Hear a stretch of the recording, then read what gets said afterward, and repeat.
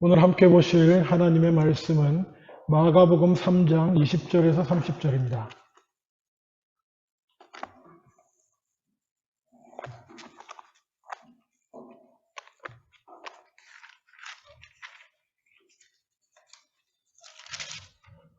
마가복음 3장 20절로 30절 말씀, 제가 가진 성경으로는 신약성경 57페이지입니다. 제가 봉독합니다. 집에 들어가시니 무리가 다시 모임으로 식사할 겨를도 없는지라 예수의 친족들이 듣고 그를 붙들러 나오니 이는 그가 미쳤다 하밀러라.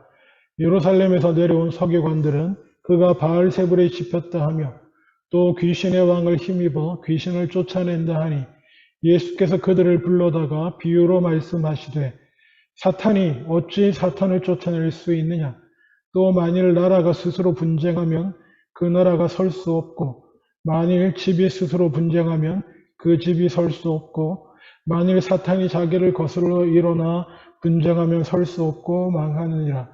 사람이 먼저 강한 자를 결박하지 않고는 그 강한 자의 집에 들어가 세간을 강탈하지 못하리니 결박한 후에야 그 집을 강탈하리라. 내가 진실로 너희에게 이르노니 사람의 모든 죄와 모든 모독하는 일은 사하심을 얻되 누구든지 성령을 모독하는 자는 영원히 사하심을 얻지 못하고 영원한 죄가 되느니라 하시니 이는 그들이 말하기를 더러운 귀신이 들렸다 함이러라. 아멘. 예, 여러 가지로 조금 개인적으로는 정신없는 기간을 보내고 있긴 하지만 몇 가지 관심 있게 본 사건이 몇 가지가 있습니다. 혹시 넷플릭스 보시는 분들 그 한국 다큐멘터리가 하나 2월 달에 하나 뜬 게 있거든요. 2월인가? 아마 나는 신이다 뭐 이렇게. 그 번역이 참 마음에 안 드는데 한글 제목 부제를 신이 배신한 사람들 이렇게 붙였더라고요. 이게 무슨 다큐멘터리냐면은 한국 이단들 실상과 피해에 관한 다큐멘터리입니다. 알고 보면 우리 다 아는 거예요. JMS 정명석, 그 이전에 연세 있으신 분은 아실 겁니다. 오대양 사건 기억나시죠? 오대양.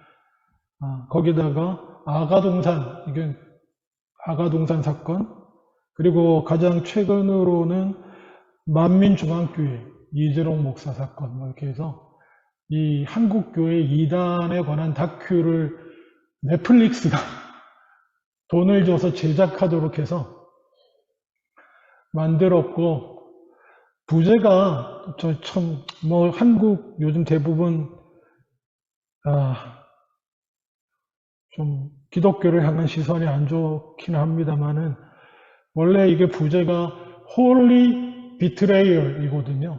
그러니까는 직역하면 거룩한 배신자 이런 뜻이에요. 그런데 이거를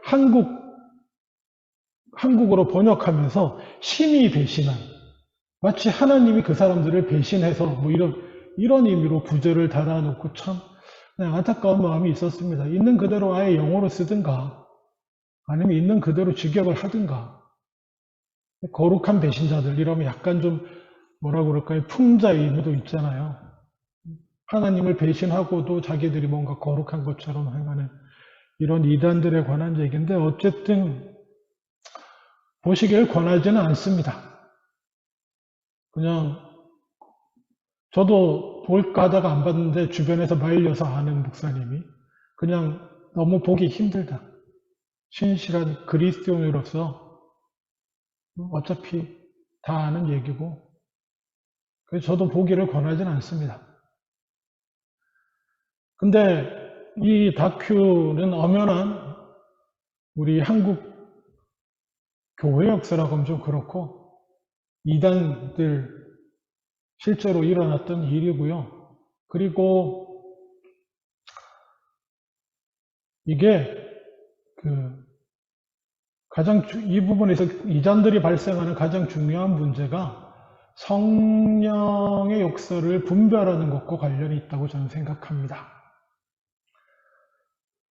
그리고 또 하나 최근에 관심 있게 뉴스를 지켜보고 있는 것이 하나 있는데 혹시 여러분도 소식 들으셨는지 모르겠습니다. 미국 켄터키주에 에즈베리 컬리지가 있는데요. 거기서부터 지금 시작되고 있다고 여겨지는 대부흥의 역사입니다. 에즈베리 대학교는 감리교 계통의 대학교입니다. 그리고 기독교 대학교에서는 원래 그냥 전체 채플 시간이 있어요. 예배 드리는 시간이. 재학생이면 다 나와서. 제가 다니던 연대도 그랬지만 그냥 뭐 학생들 다 나와서 예배 드리는 채플이 정기적으로 있습니다. 보통 수요일에 있는데 여기도 올해 2월 8일 오전 10시 정기 채플이에요. 그냥 아마 패스 이런 거 할 거예요. 이게 일정 횟수를 채워야 이것도 학점에 나와서 졸업할 수 있게 되나 아마 그럴 건데 제 경험상 기독교 대학의 채플이라고 하는 게 그 채플이었어요. 그래서 그냥 평범한 정규 채플이었는데 예배가 끝나고 다들 이제 축도하고 마지막 찬양대가 우리는 뭐 피아노 반주로 하지만 축도 이후에 또 찬양대가 마지막 찬양을 하거든요. 그랬는데 아무도 안 떠나는 겁니다. 그냥 그 자리를 아무도 떠나고 싶지가 않았고 떠날 수가 없었나 뭐 그랬대요. 그래서 그냥 예배가 끝났는데 그냥 원래 정기 예배 채플 이렇게 패스해야 되는 채플 예배가 끝났는데 그냥 그러고 있었대요. 물론 나가야 할 사람은 나가기도 했겠지만 대부분의 학생들이 정규 예배가 끝났는데 그냥 그 자리에서 계속 찬양하고 계속 기도하고 나중에 얘기를 들어보면 시간이 어떻게 가는지도 몰랐대요. 계속 기도하고 계속 찬양하고 또 옆 사람하고 말씀 나누고 그냥 앞에 나가서 무릎 꿇고 기도하고 찬양 인도자들도 아무도 안 나가니까 계속 중간중간 찬양 인도하고 반주하고 24시간 밤새도록 그리고 그 다음 날도 이게 2월 8일에 시작했는데 2월 26일까지 계속 24시간 예배가 진행이 됐었습니다. 그리고 그 소식이 전해지자 그냥 주변 곳곳에서 그곳에 함께 동참하기를 원해서 함께 예배하기를 원해서 학생들, 지역 주민들 모여들고 나중에는 그 예배드리는 채플실 안에 들어가려고 8시간 줄을 서 있었대요. 근데 어떤 분이 그 8시간도 그냥 은혜의 시간이었다. 줄 서서 찬양하고 기도하고 계속 그러니까 26일 날 끝났다는 건 제가 잘못 말씀드린 겁니다. 26일 날 학교 측에서 뭐 여러 가지 불상사를 대비해서 뭐 그게 정확한 핑계인지 모르겠습니다만은 학교 내의 채플실에서 예배 드리는 것은 더 이상 허락할 수 없습니다. 이렇게 해가지고 다른 데로 장소로 옮겼대요. 다른 데로 장소로 옮겨서 계속 진행되고 있습니다.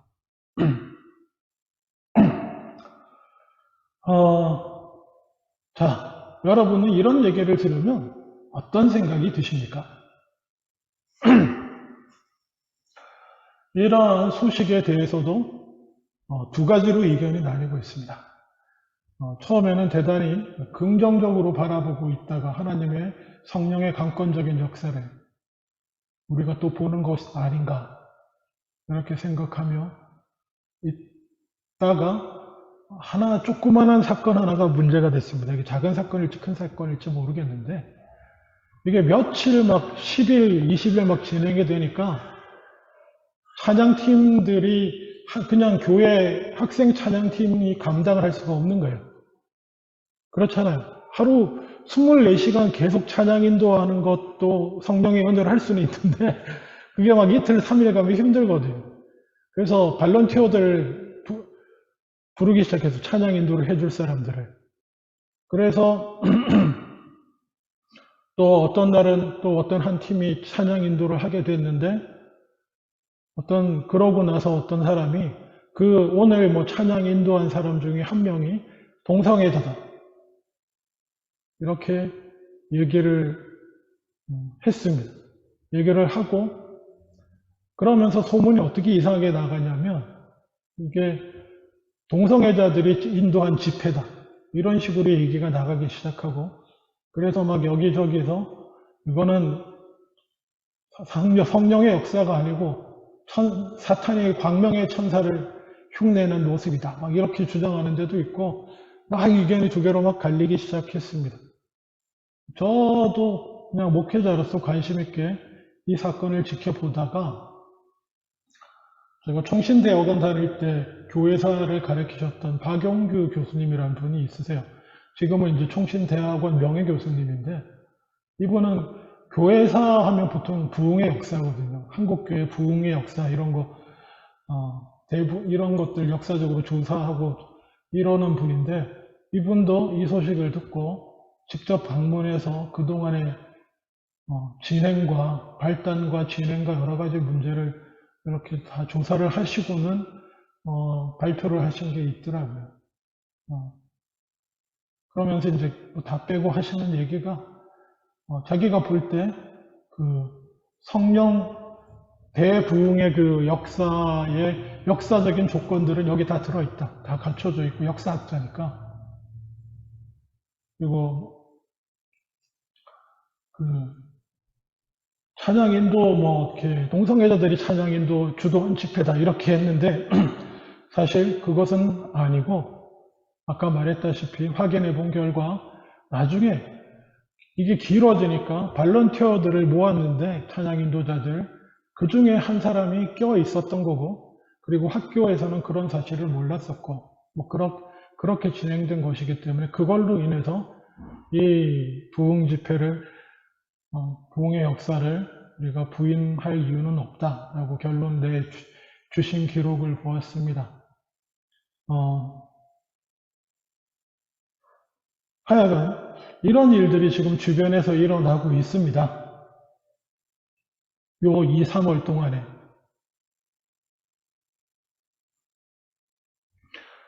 참 죄송합니다. 잘못 말씀드린 다큐멘터리 나는 신이다는 3월 3일날 넷플릭스에 올라갔습니다. 2월달 사건이 아니고요. 이 에즈버리 대학교에 일어난 부흥 사건이 2월 8일날 시작된 사건이고요. 자, 오늘 본문에 한번 들어가 보기를 원합니다. 사순절에 계속 예수님의 사역에 관해 살펴보고 있습니다. 집에 들어가시니 무리가 다시 모임으로 식사할 겨를도 없으시니, 예수님의 사역 시종 거의 이런 모습이었어요.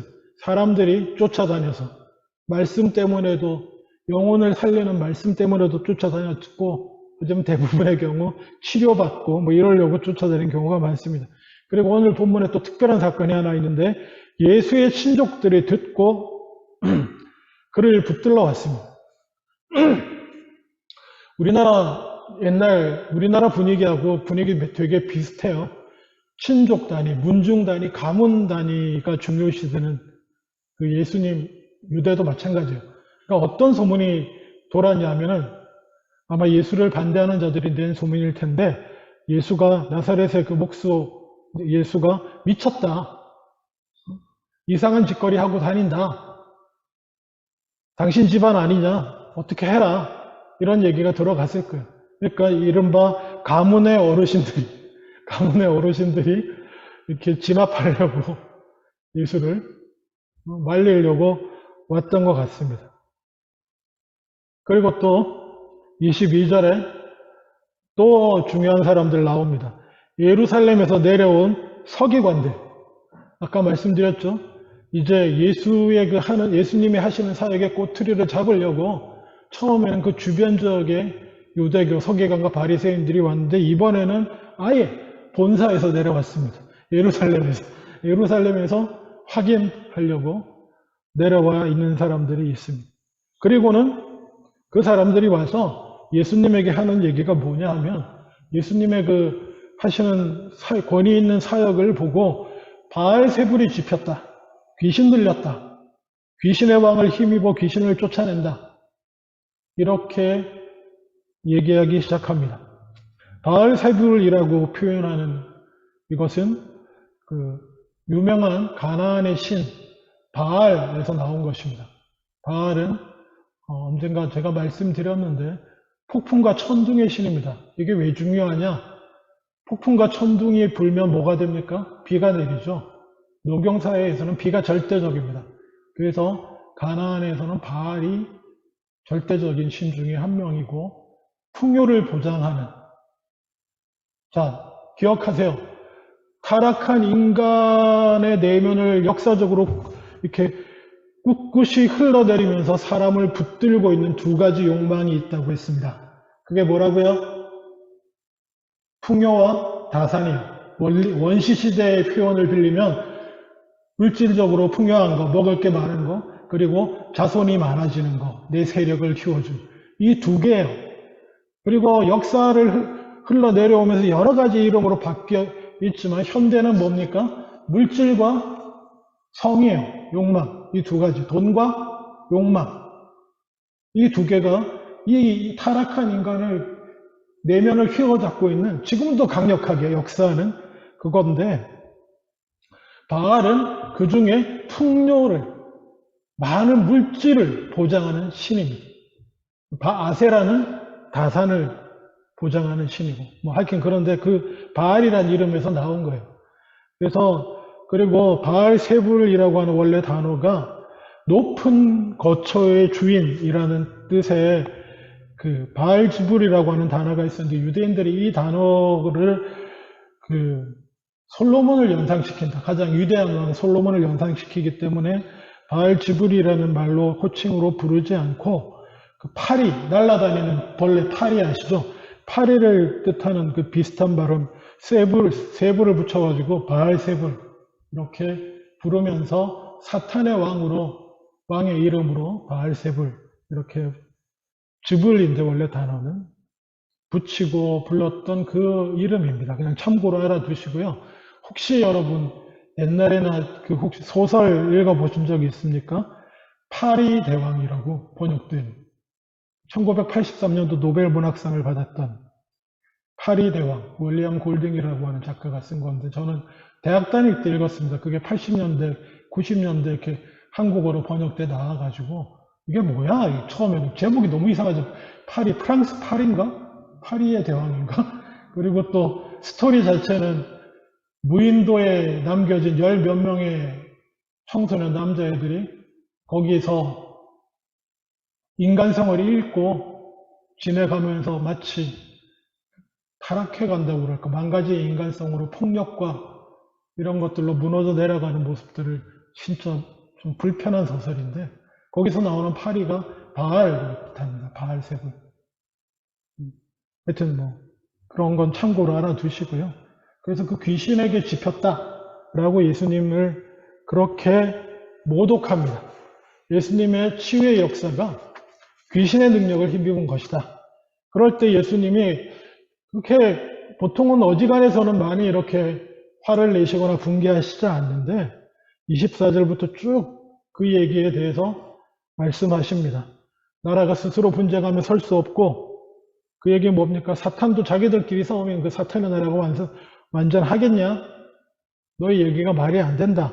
그리고 중요한 얘기는 27절이에요. 사람이 먼저 강한 자를 결박하지 않고는 그 강한 자의 집에 들어가 세간을 강탈하지 못하리니, 그렇죠. 센 사람이 주인인 집에 가서 뭔가를 하려면 그 센 주인을 묶어놔야 그 다음 일을 할 수 있지 않겠습니까? 좀 비유가 약간 부정적으로 들릴 수 있지만 예수님은 그렇게 자기의 사역을 그렇게 말씀하신 거예요. 내가 귀신 들린 자를 내쫓을 수 있다는 거는 모르겠어요. 무슨 의미냐는 겁니까? 그 귀신의 왕 바알세불을 내가 이미 결박했기 때문에 그 졸개들인 작은 귀신들은 내가 마음대로 내쫓을 수 있다라는 거, 이미 그 능력으로 그렇게 말씀하시는 겁니다. 그리고는 오늘의 주제의 말씀을 이야기하십니다. 28절 한번 보십시오.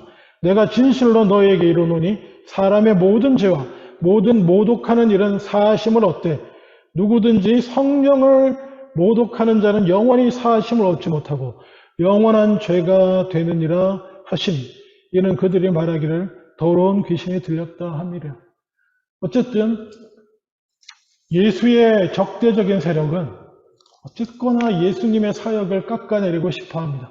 그래서 예수님의 성령의 능력의 역사를 귀신 들려서 하는 짓이라고 할 때 예수님이 강한 말씀을 하신 게 오늘의 본문입니다.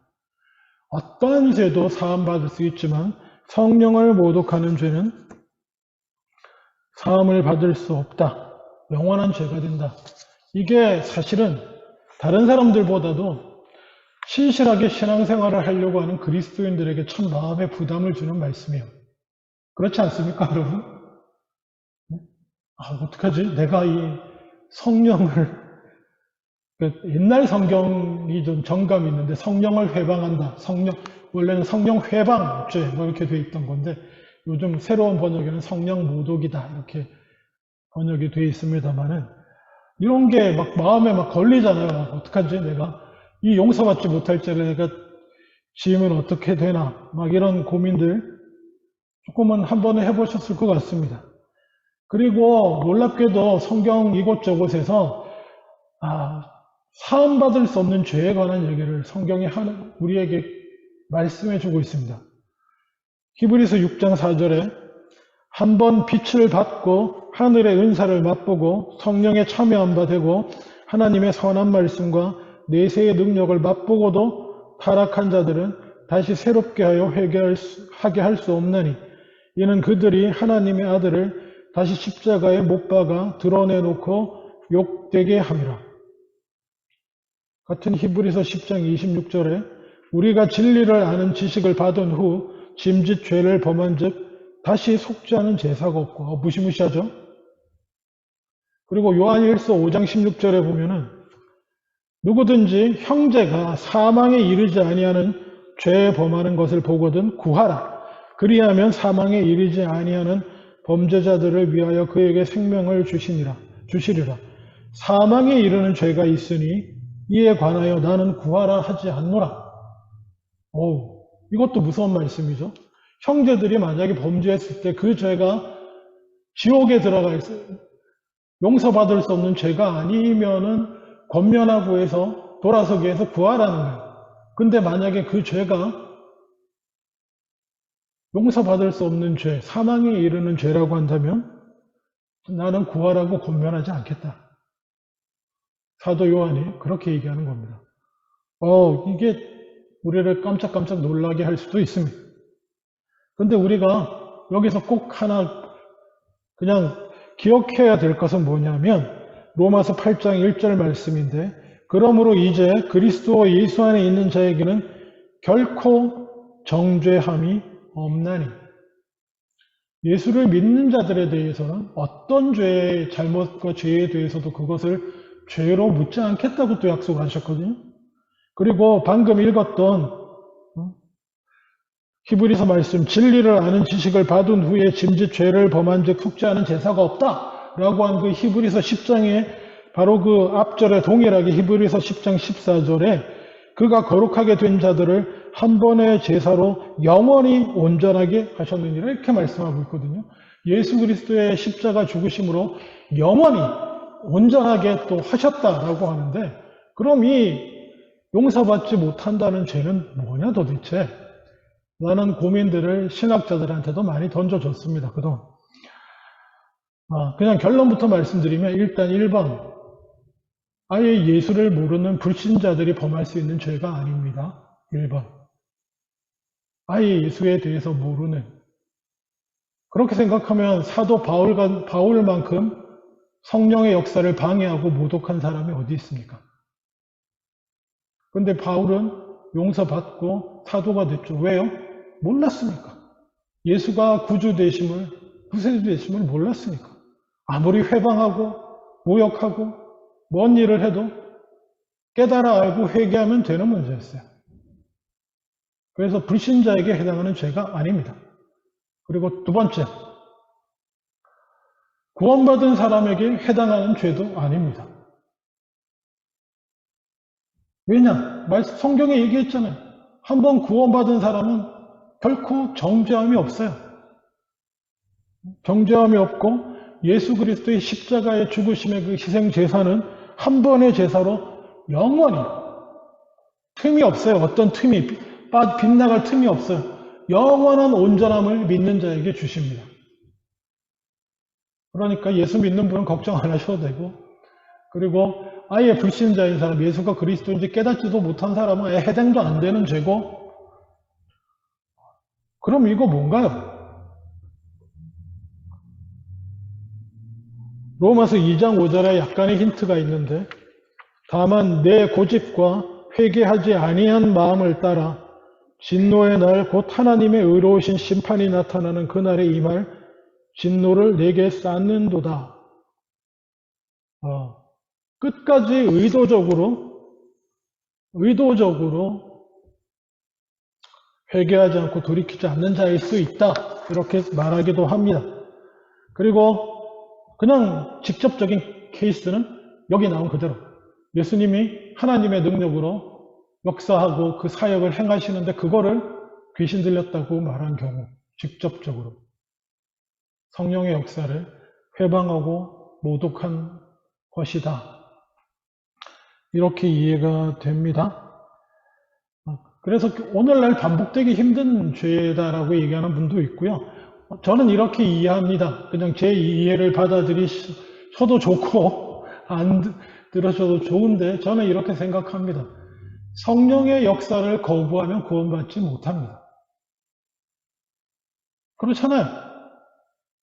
우리가 믿는다는 게 뭡니까? 성령이 우리 마음에 임하실 때, 구주로 우리 마음의 문을 두드리시고 성령이 역사할 때, 그거를 뭐예요? 받아들이고, 인정하고, 회개하고, 받아들이는 자만이 구원 얻을 수 있어요. 근데 성령의 역사를 거부하면, 뭡니까? 방법이 없어요. 그렇죠? 성령 하나님이 마음속에 찾아와서 십자가 복음을 깨닫게 하시고 회개해야 되는 거라. 예수 믿어야 되는 거라. 그럴 때 반응해야지 구원을 얻죠. 그리고 한번 그렇게 반응하고 구원 얻은 사람은 결코 정죄함이 없습니다. 걱정 안 하셔도 돼요. 그러니까 성령을 회방한다.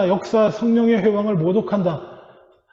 하나님의 말, 성령의 역사를, 이거는 귀신의 역사야. 이거 내가 사기꾼한테 넘어가는 거야. 이거 몇 마디 말로 나를 예수 믿게 하려고? 그러면 뭐 구원 못 받는 거죠. 더 얘기해 줄 것도 없고, 말할 것도 없어요, 그 사람한테는. 권면할 것도 없고. 그 얘기하는 겁니다. 저는 그렇게 믿고요. 그래서 이 부분을 우리가 가장 성실한 그리스도인들도 힘들게 하는 경우가 뭐냐면, 예를 들면 이런 거예요. 분명히 어딘가 이상한데 어떤 집회를 갔어요. 어떤 집회를 권유받아서 갔는데 뭔가 이게 이상한데 앞에서 성령의 역사를 하면서 뭐 하고 이러고 저러고 하는데 이상한데 뭔가 부인하려고 하면 이건 아니라고 얘기하려고 하면 갑자기 어떤 말씀 또 내가 성령을 회방하는 거 아닐까?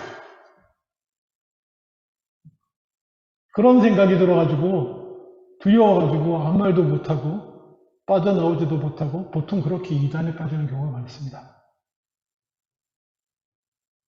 JMS나 이런 것들 보면 그냥 홀려가지고 사람을 그렇게 되는 경우가 있는데 사실은 그냥 고민할 필요도 없는 게 자기를 재림 예수라 그러고 메시아라 그러고 내 말에 순종하라 이런 사람 전부 이간이에요. 그 예수 믿는 사람들은 아닙니다. 어떤 목사가 내 말에 순종하라고 말합니까? 말도 안 되는 거예요. 예수님이 아닌 이상 내가 말하노니 내가 선포하노니 이딴 소리 하는 거 전부 사탄의 역사예요. 성령의 역사 아닙니다. 오늘날 설교자들은 이렇게 말할 수밖에 없습니다. 성경에서 이렇게 말씀하고 계십니다. 성령님이 성령을 통해서 이렇게 얘기할 수밖에 없죠. 그리고 딱 또 기준점이 뭐냐면 이렇게 보시면 돼요. 아까 말했죠. 우리의 죄성의 근본 두 개가 뭐예요? 풍요와 다산. 뭡니까? 오늘날에는 돈과 성. JMS 명백해요. 이 교주가 하는 짓이 그냥 예쁜 여자, 젊은 여자 많이 전도해라. 옛날에 진짜 기가 막힌 게 전도해야 된다 이렇게 얘기하면서 가능하면 키 크고 잘생기고 예쁜 남녀로 전도해야 된다. 그게 더 영광된다. 딴 소리하고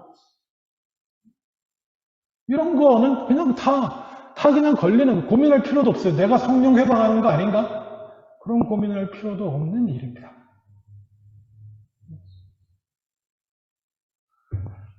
반면 이제 긍정적인 케이스.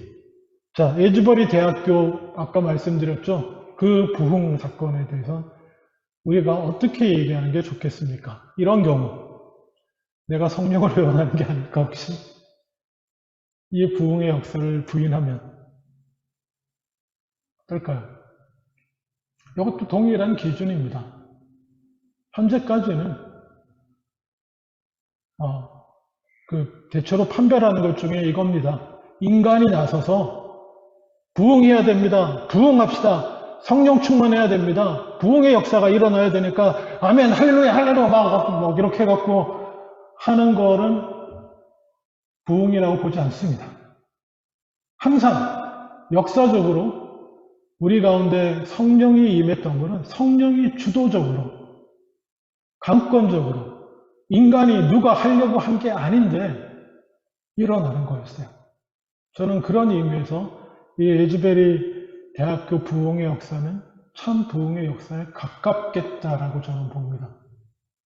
그 동성애자 찬양 인도자의 경우는 잠깐 사탄이 틈을 탄 거죠. 잠깐의 문제가 생긴 것이죠. 그거는 처리하고 진행하면 되는 거예요. 그 시작 자체가 그냥 누구도 부흥을 일으켜야지, 으쌰으쌰 해야지 하고 생각하지 않았던 그냥 많은 대학교 채플 날 중에 하루였어요.